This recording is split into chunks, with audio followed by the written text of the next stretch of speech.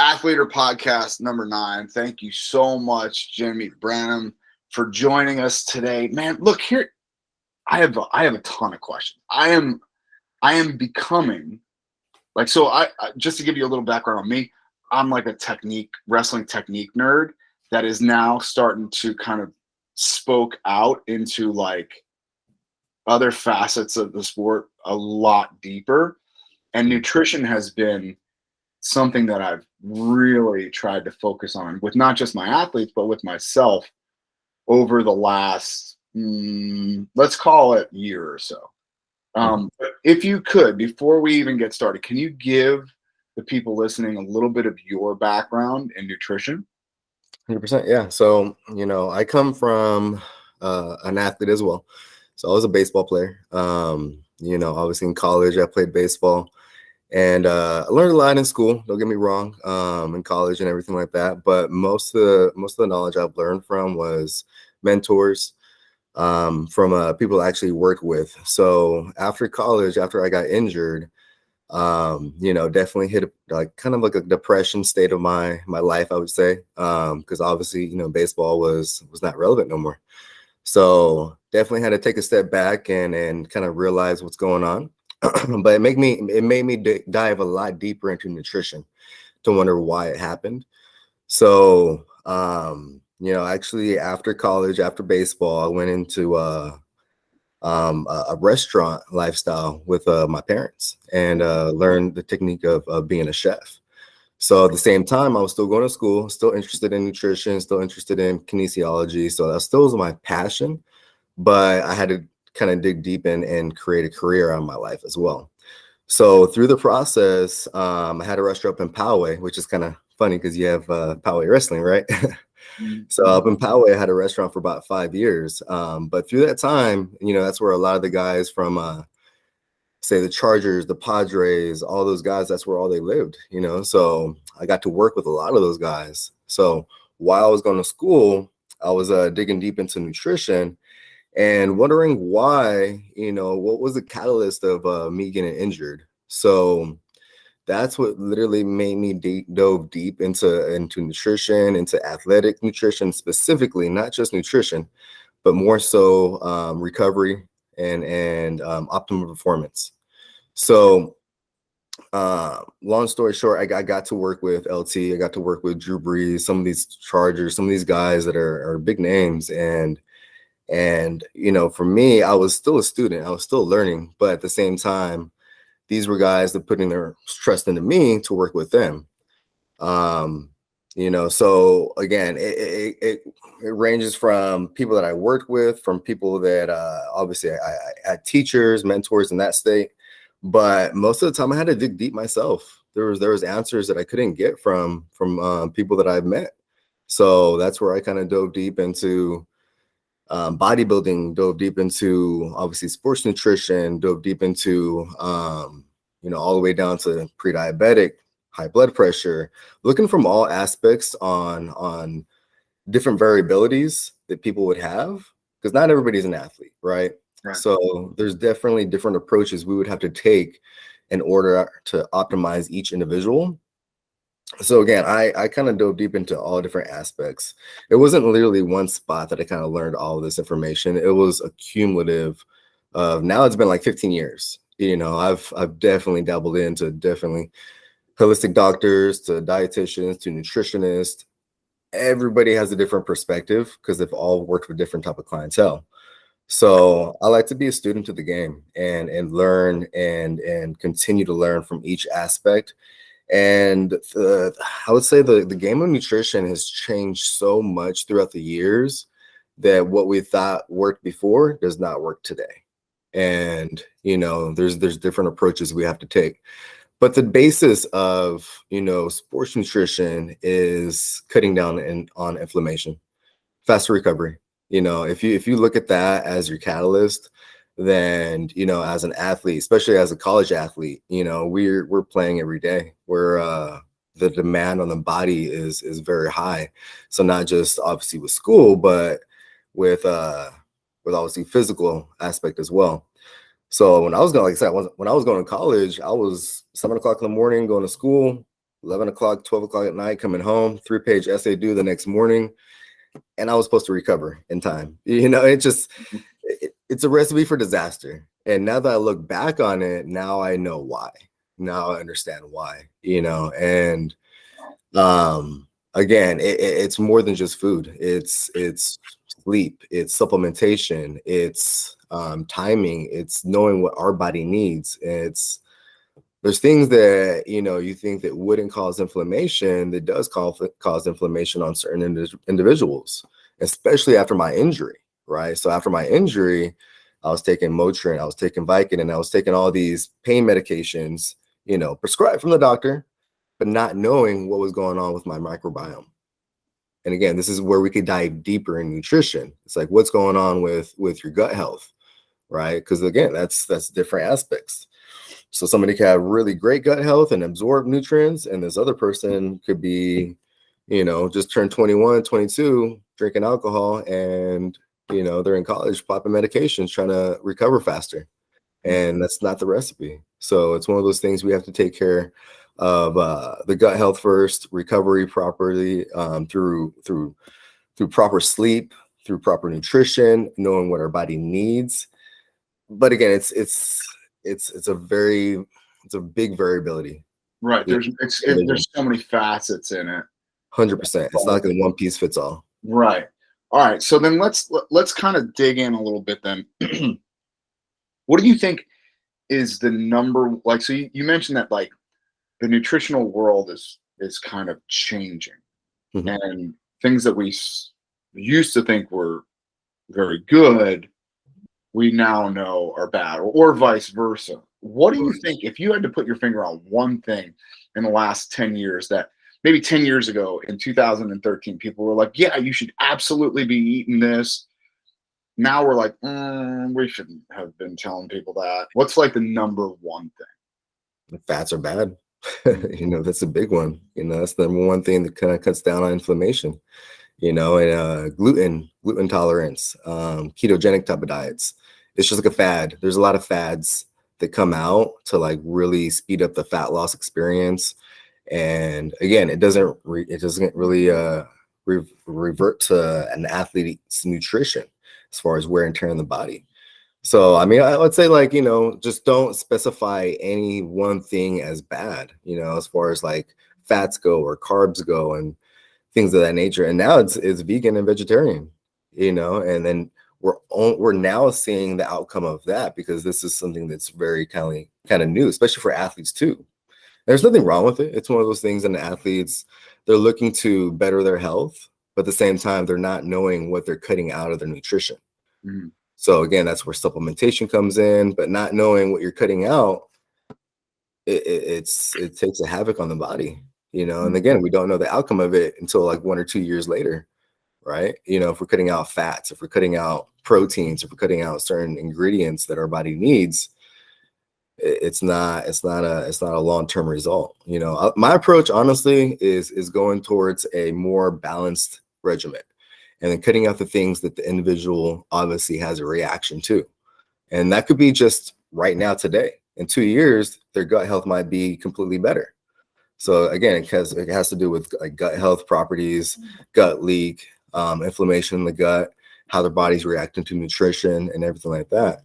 So, again, like these fad diets, these harsh diets in the body, it causes more havoc on the health, causes thyroid issues, causes, just overall metabolism. It kind of shuts down.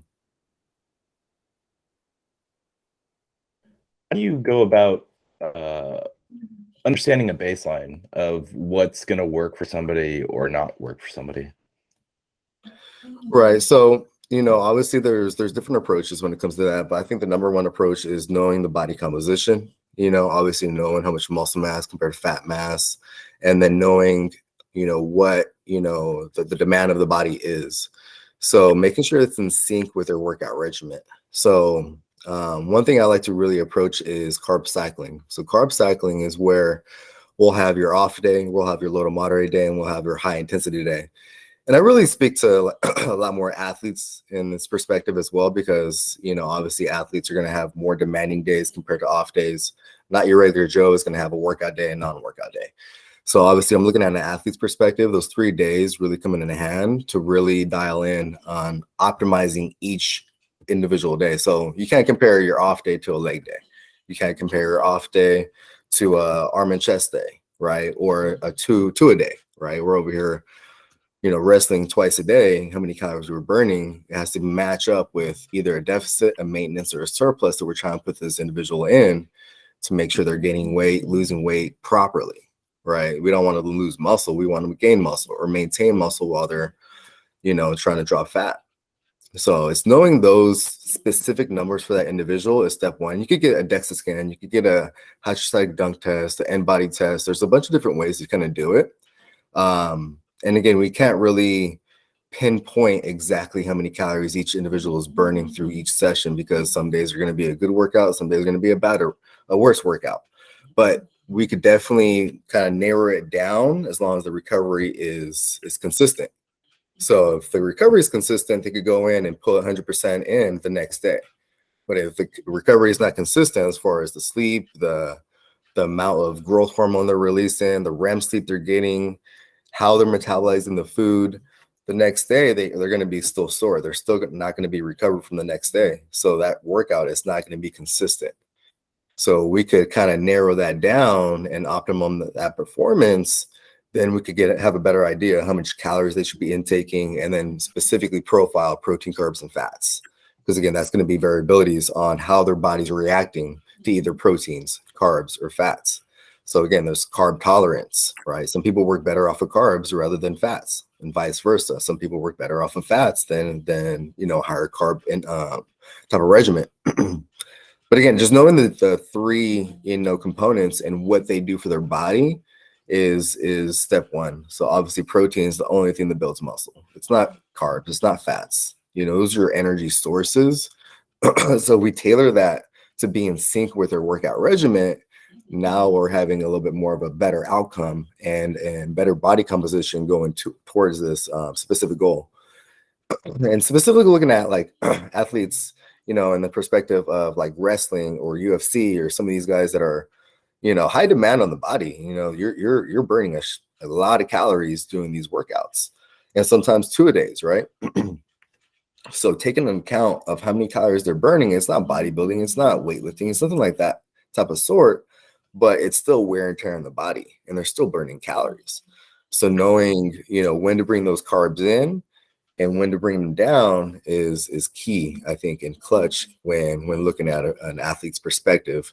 And then again, we want them to perform the same way game day than they're doing in practice, right? They don't want to, go ham on practice. They're doing great, and then come down to game day and they're fatigued. They're dehydrated. They're not consistent. And I've seen that's the main thing in a lot of wrestlers and UFC and MMA is, that weight cut.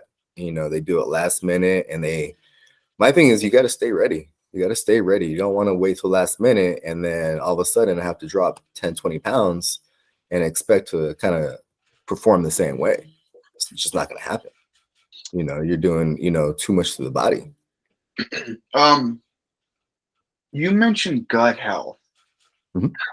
So I think we've all kind of become accustomed to understanding the dynamic interaction between protein, fats, and carbs in our body. But it seems like gut health has kind of been pushed to the forefront of the nutritional conversation recently, probably within the last 10 years, I guess.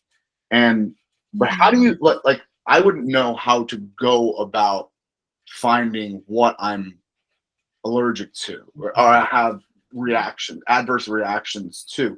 How would you tell someone to go and find out, like, hey, you need to find out what these foods and what these things are doing to your body? Absolutely, yeah. And again, what's reacting today might not react in another year. Sure. So, you have to be consistent with this as well. But there's tests. There's a lot of tests. We have Catalyst Wellness that we work with over here, and they do blood work, right? And we could get, sensitivity tests done. We could get allergy tests done, which is completely different. So a sensitivity test is where how our body reacts to either, it could be chicken, could be broccoli, it could be things like that. But one thing about it is if we had gut leak, we had, one of those, kind of like inflammation at the time with our gut and kind of issues with our gut, and we're eating chicken on a consistently basis, we're going to start having a reaction to chicken. It's kind of like, inflammation starts in the gut and leaks out into the body. So whatever we're eating at the time, our body starts to react to those type of foods. So there's tests out there nowadays that we could get done, but again, listen to your body. You could definitely hear your body, how it reacts and how lethargic it may be, or how it, I don't know if you ever ate like a big meal and really kind of had like a food coma type of reaction through a higher carb, type of, regimen where you're not used to that. And it's something you kind of want to pay attention to, right? We don't want to go from extremes down to, more consistent type of carb regimen to high extremes at times when our body doesn't react that way. But there's things that automatically I would tell athletes to eliminate out of their regimen that I know they're going to have a reaction to. So there's 4 categories that I would consider, and it's gluten, number 1. So gluten, even though you're not celiac, you're going to have a reaction from it. It's going to cause inflammation.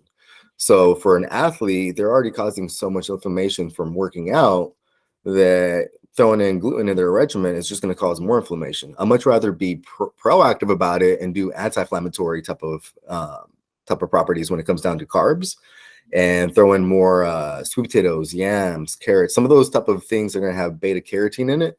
That's going to reduce the inflammation. So those things automatically, you don't have to get blood work done to do that, right?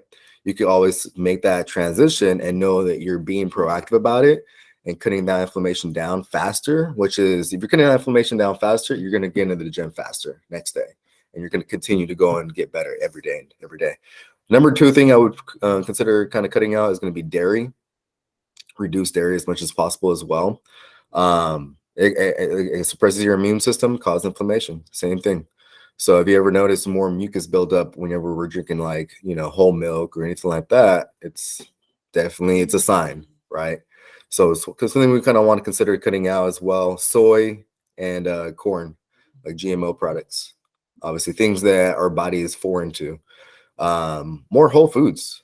If you keep it simple, and stick to whole foods and not, start to convert to a lot of the convenience that we have nowadays, which is great, but it's convenience, and there's sacrifice when it comes to convenience, right? Where they're taking out ingredients, they're trying to introduce ingredients that our body is not meant to process properly.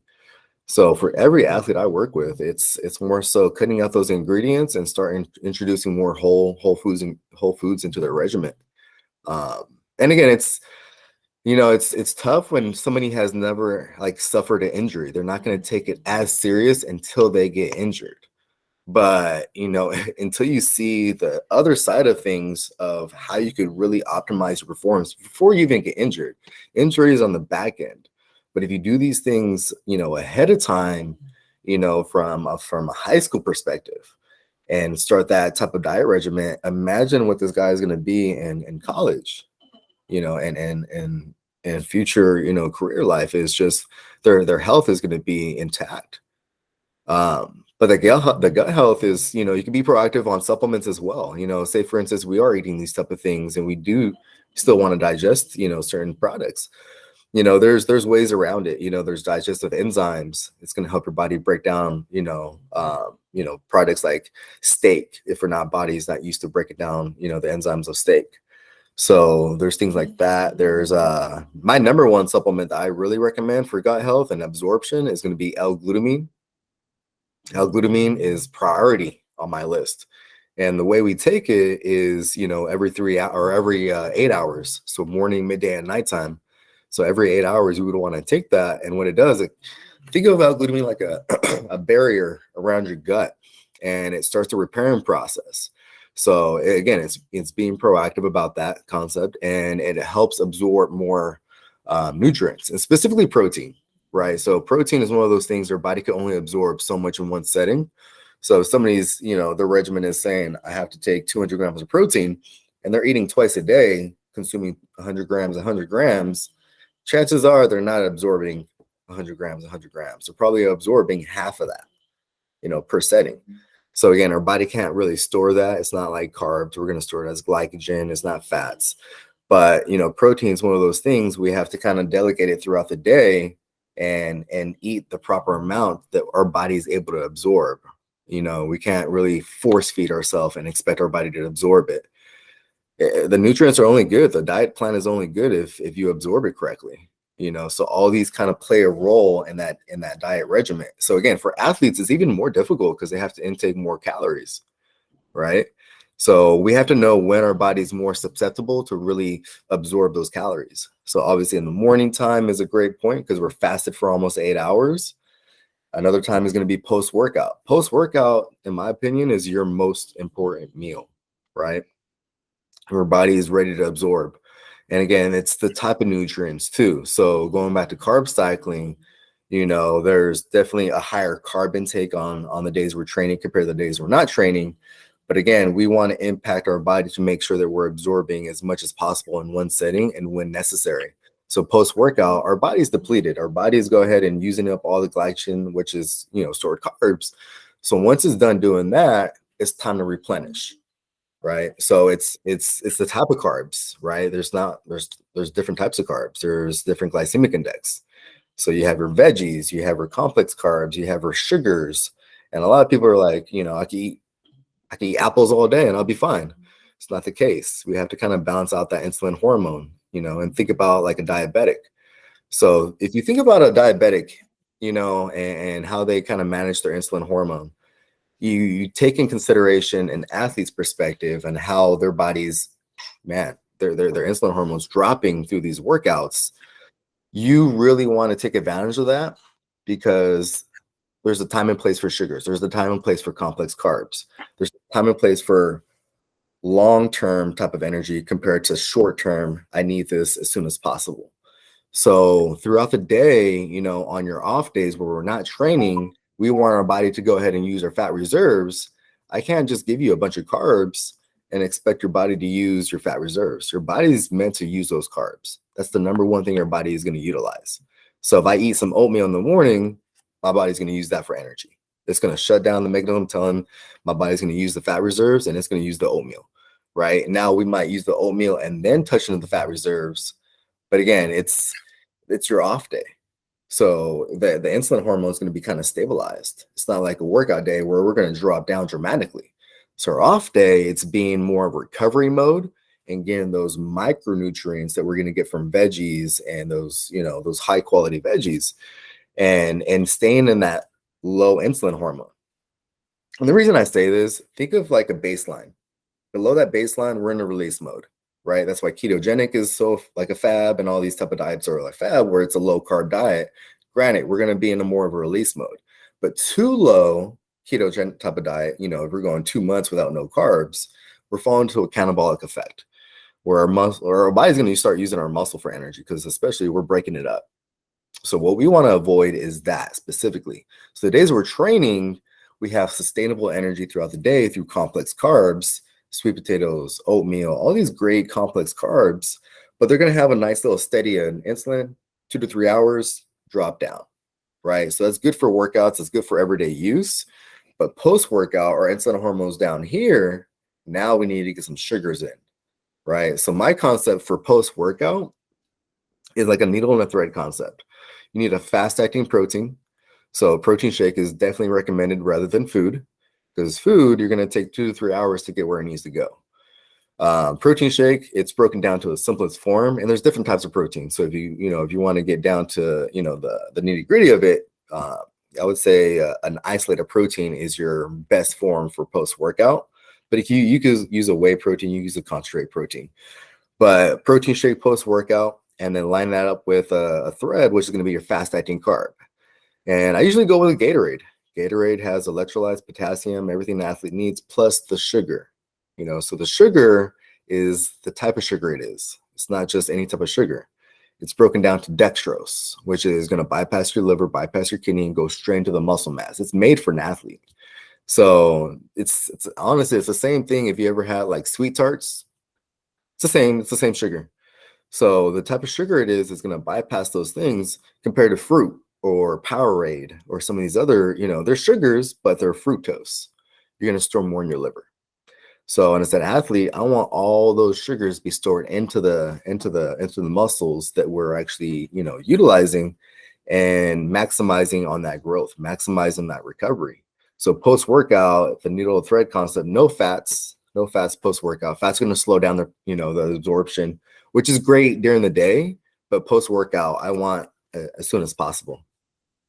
But again, going back to like your high day, like I'm working out legs, or I'm working out back, or I'm doing a 2-a-day type of workout, instead of taking, say, 30 grams of a Gatorade, I'm taking up to 60 to 70 grams of a Gatorade. And my body's absorbing it, no problem. Or I'll tell them to go out for a cheat meal, and it's going to be a high carb, low fat cheat meal. It's kind of specific. It's not like a free for all. It's not a cheat meal is not a protein, a hamburger or a steak. It's not my concept. It's more so a cheat meal is going to be high carb, low fat. It could be sushi. It could be frozen yogurt with fruit. It could be granola. It could be just more carbs, dense, to where we're going to actually absorb glycogen rather than protein and fats. I like to keep those consistent. I like to keep those nice and stagnant, whether it be your off day or your high day. You have a certain amount of muscle mass. You need to feed that muscle mass every single day. And then as we grow, say we grow 5 pounds of muscle, that protein intake is going to change. So that's where we need to stay on top of these guys to make sure that they're eating an adequate amount of protein throughout the whole week, to make sure that we're feeding our body what it needs. But the variability is going to be the carbs. So the carbs are always going to go up and down compared to what our lifestyle is, right? Say, for instance, we're off week and we're not going to work out at all. Well, the carb intake is going to go down quite a bit compared to working out twice a day, every day. It's a big jump. It's a big difference. You can't compare the two, so we have to adapt. And, a lot of people, I feel like they try to hit 1 calorie intake every day, and it's not going to work. It's not going to work that way. We have a different lifestyle. We have different demands on the body each day. And if we adapt to each one of those days, we're going to get the best out of those performances, and we're going to recover the best we can. And again, the whole goal is working out is to gain muscle. The whole goal is to get stronger, get better, right? Nobody goes into the gym trying to tear up the body and lessen their workouts. We're always trying to get better. So for me, looking at my injury, man, it was a recipe for disaster. I was getting the food in, but I wasn't getting the right types of food. I wasn't looking at protein, carbs, and fats. I was looking at just calories, which is a great, step, getting enough calories in, but you need to know exactly how much protein your body needs, carbs your body needs, and fats your body needs to perform on all cylinders, right? And it's quality too. So you can't just be I'm going to eat a carne asada burrito and some pizza and get those calories in. It's not going to work. Talking about gut health. It's like your body you need to take care of that gut health and make sure that the inflammation is cut down as fast as possible. These foods are going to cause more gut health issues than ever, on top of medications, on top of, anything else that comes involved, alcohol or anything like that, so a lot of people, they don't realize that their health, it starts with that gut health. And then once we fix that gut health, then we can start introducing the proper diet regimen that's going to optimize the performance or see the best results, whether it be fat loss or gaining muscle, any aspect of that nature. But yeah, again, it goes down to not just what you're doing during the day and not just the workouts, but after we consume all these calories, we're doing great. We're hitting the proper calorie intake. We're doing their workouts. Bam, we're in sync now. Now it comes down to recovery at nighttime. That's where all the magic is happening, right? So a lot of, young athletes, including myself, I was writing my essays 3, 4 o'clock in the morning, trying to get up and going at 7 o'clock. I wasn't getting no REM sleep. If we really diagnose REM sleep and what it does for our body's releasing growth hormone if we allow it. So that's specifically during REM sleep. So every person, athlete or not, I like to really focus on sleep more than their workouts, more than anything else. Because if they're not sleeping correctly, if they're not recovering correctly, I don't even want you to go to do another workout because you're tearing up muscle fibers that are already torn, and you're risking injuries, to be honest with you. So it's counterproductive, in my opinion, and you're not going to perform the same either. So your workout's going to be, 50% of what they could have been, and you're not going to get better.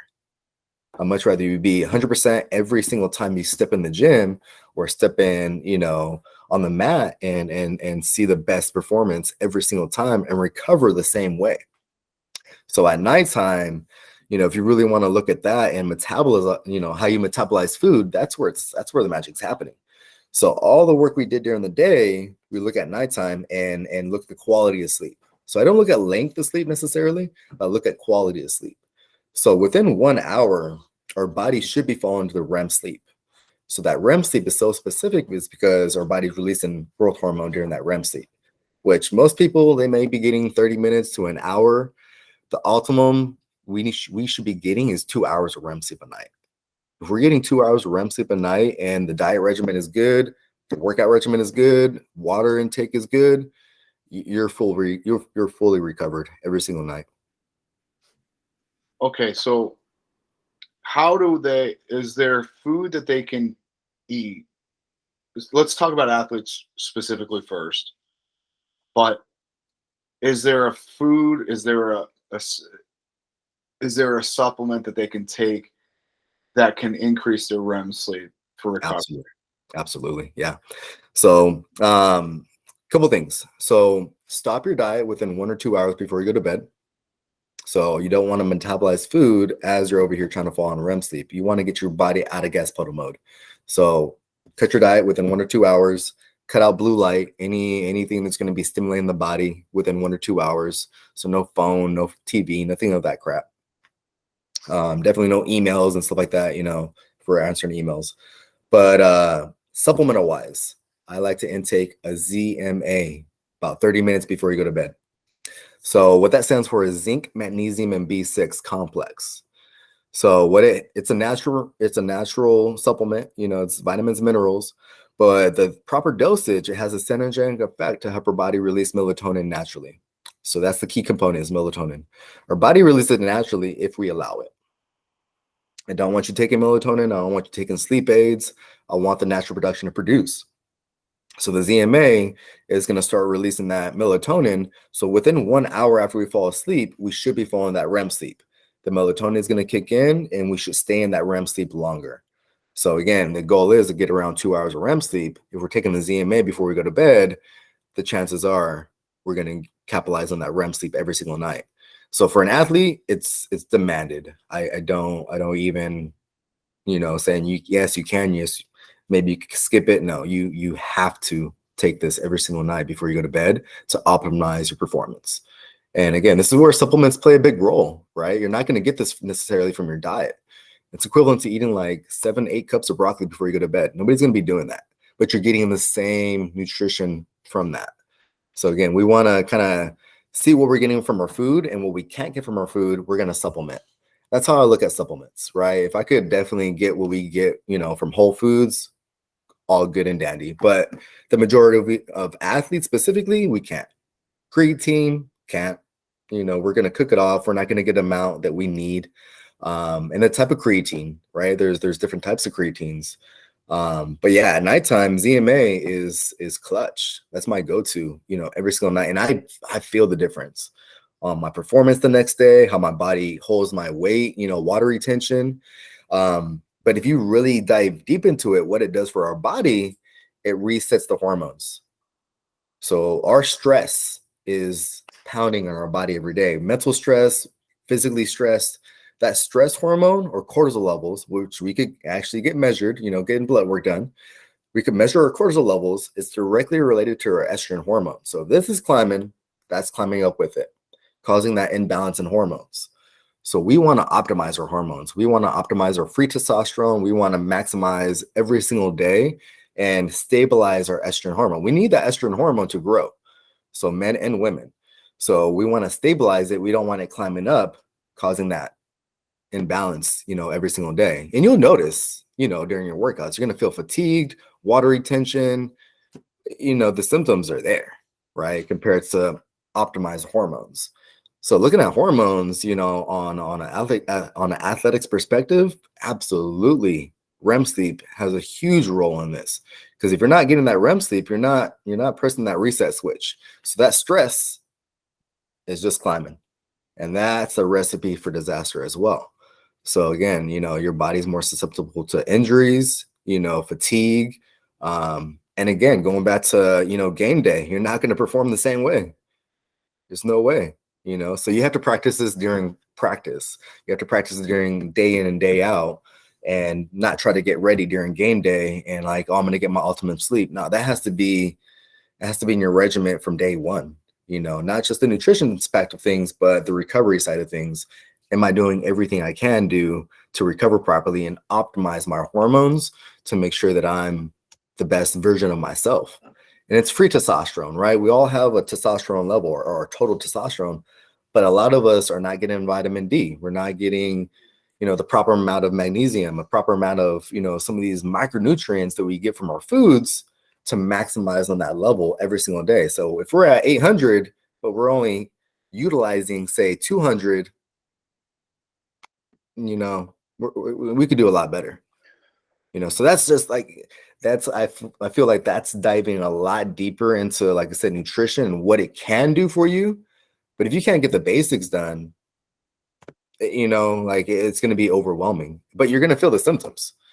So if we could get these other things out of the way, eating the proper calories every single day, taking the right supplements at the right time, at the right dosage, which is, again, that's variabilities to each individual, not just taking creatine, not just taking, your multivitamin, but taking it properly at your dosage, you're going to maximize your ability. And that's my goal, honestly, for every athlete. Is I look at my perspective and, what I could have done different, and if I could offer this to younger generation, man, we're going to actually give them a chance to actually perform. I was stripped from that, and I had to deal with it. I had to swallow that pill and kind of, either fall in depression or figure out what happened and make sure this doesn't happen to another person. My sons, I have 2 kids. It's not going to happen to my kids. You know what I mean? Like, I'm starting them way young, as far as nutrition goes. And I remember, going to school, college, and my go-to was a rock star and a hot pocket. Yeah, it's talk about, absorbing information at school, let alone performance. But I had to go out the door. It took an hour to get to college. I had to go on the road and be in traffic for about an hour. That was my go-to. And I was wondering why, about midday, why I was crashing. I was falling asleep during my classes, and teachers were like, "Are you okay?" I was like, "What's going on?" I'm like, I'm doing the best I can, like, with what I have. But now I know, I'm like, man, I could have done a lot better. Not just in, like, performance and athletes perspective, but like, school is important, to me. And as a student athlete, school comes first, athletics comes second. So if I can't get my schoolwork done, I'm not going to even play, in the first place. So my goal was, in like high school wasn't an issue, but once you go to college, it's a different ball game. It's the different demands in the body. There's no comparison. So if you could kind of compare, you could get them ready in high school for what they're going to get ready for in college. Game changer. You can't get ready when you're already there. It's already too late. Because again, you're going to be throwing things where it's going to beat up your body, beat up your mind, your physical health to the max. And I was a catcher, in college, and the demand on my body, not just when sports, I needed to recover, and I there's no way. I didn't have the time. I didn't have the knowledge now that I do, supplemental wise, like, I wasn't taking supplements back in the day. Like, I was like, I was skeptical. I was like, what is this? Like, I didn't want to take anything foreign to the body necessarily, as I drink Rockstar, as I eat a Hot Pocket, it's just the knowledge I didn't know. I was, it was still new to me. And again, I could definitely tell with high school, college, it's still that until you get injured and still you die, until that individual dives deep into nutrition, it's still, they don't know. They don't know exactly, until they really want to dive deeper. Or like I said, I've definitely touched bases, with Cal Poly. I've touched bases with numerous of sport teams that, I can name off, and, it does make a difference when they start taking it serious. But again, I have to work well with them as an individual. I can't just talk to a whole team and expect, the outcome to come out the same. It's not going to happen. When I worked with Cal Poly, I could definitely talk to a team, but you have your heavyweights, you have your lightweights, they have different demands, they have different needs. I specifically talk to each individual to see what their needs are and what you want to see in the next 3 months. I don't want to see, the next year, next 2 years. Let's talk about now and then make those adjustments next time in the next 3 months, and then really stay on top of that, for each individual. So so Cal Poly is going to come off of, regular season, time to bulk, time to optimize the performance and get even better. So next year it's, hey, there's nobody going to touch them. If they continue this route, and taking, the nutrition side of things and recovery side of things like that serious, nobody's doing it. Nobody's doing it. Even, at the professional level, they have nutritionists, they have dietitians, but nobody's utilizing them. The one thing about, my company, I have a company called the Meal Prep Company, and, I have a chef background. So I actually do this for the people, right? I don't just give them a plan to follow and expect them to, consume 7 meals and expect them to prep their meals properly, because that's new to them too, right? It's a complete new ball game. So for us, it's like, if I could carry on like half of the program for you and prep your meals for you and teach you how to do it, now you're able to do it. And it's not just athletes, you're a regular Joe that, have numerous of bad habits that we could, definitely fix, but it's a learning process behind this, and there's not a lot of chefs that are nutritionists. There's not a lot of, it goes hand in hand though, to take it really serious, but if I could give them like a guideline on like what your meal should look like with every meal and keep it super simple, we're not trying to complicate things. But again, go back to whole foods, keep it simple. Don't try to like, I want to snack on this. I want this protein bar. I want this. Like, no, let's just keep it to the basics and then make sure you have those foundations set. And then we could have an exchange list. Then we could actually, exchange, chicken for ground turkey if you want to exchange this for that. But at least you know what you're exchanging. You're not exchanging, chicken for some oatmeal.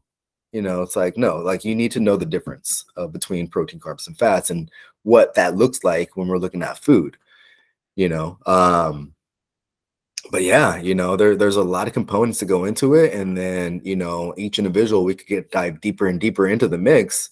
But if the foundation is not set, it's not going to work. One quick question here as we kind of finish up. What are the different levels of understanding, or ways that I can understand myself, or if I'm an athlete, understand my body? I know that you talked about things like blood work. You talked about things like DEXA scans. I know that you can even get into really granular and doing like DNA sequencing and building diets off that. Where's kind of like the entry level, and then how does that ladder up into like, oh, this is like the professional level of understanding your body? 100%. Yeah. So, I mean, I think the go-to is like an in-body test. Not a lot of people could afford a DEXA scan. It's not cheap. So, I like to kind of look at either a hydrostatic dunk test or a DEXA scan. Hydrostatic dunk test is the golden rail of body fat testing, but knowing what your foundation is in, specifically how much muscle mass compared to fat mass you have right now, and then water retention. So, I'm sorry to interrupt. Is that something that they can just Google, like hydrostatic dunk test, like just in my area? Absolutely. You're probably going to find that a lot easier than you're going to find a DEXA scan. Mm-hmm. Okay. And I've been doing this for like a good 15 years. Like finding a DEXA scan, you're going to have to find, a doctor's office and somebody with quite a bit of money to afford that. It's not going to be cheap either to get it done, on a consistent basis. And again, we don't just want to do it one time. We want to do it on a consistent basis. Granted, DEXA scan, you definitely get a little bit more details into the mix, but, as an entry level, like I don't recommend it. I don't, I recommend, looking at, there's a lot more like gyms and supplement stores that we're going to have an in-body test in store, and I work with them. And they can, you can knock that out in a morning. 10, 15 minutes. Yeah, 10, 15 minutes. Every client that I work with, I have an in-body test myself. Mm-hmm. So I bought one and I utilize it for my clients. So everybody that comes into my office, that's automatically being done. And that's complimentary. I want you to know what our starting zone is, so that way we know the proper adjustments to do your diet. Or else I'm not just going to feed you healthy meals. I'm not going to write a diet plan, being blind and not knowing, this person might have, 20% body fat, but this person is 10% body fat, same body composition, same height, same weight. Sure.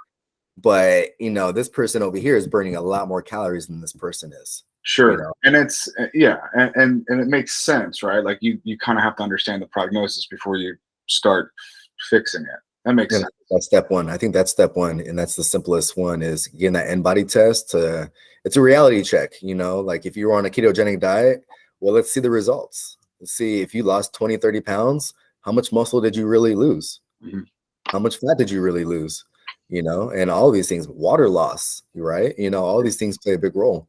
But yeah, I mean, carbs and sodium is like a sponge, so if somebody's cutting carbs and they walk into my office, a ketogenic diet, they're going to show less muscle mass via the in-body test, right? Because you have your muscle mass, you have your glycogen tank, and then you have your ATP production, and these are like a sponge.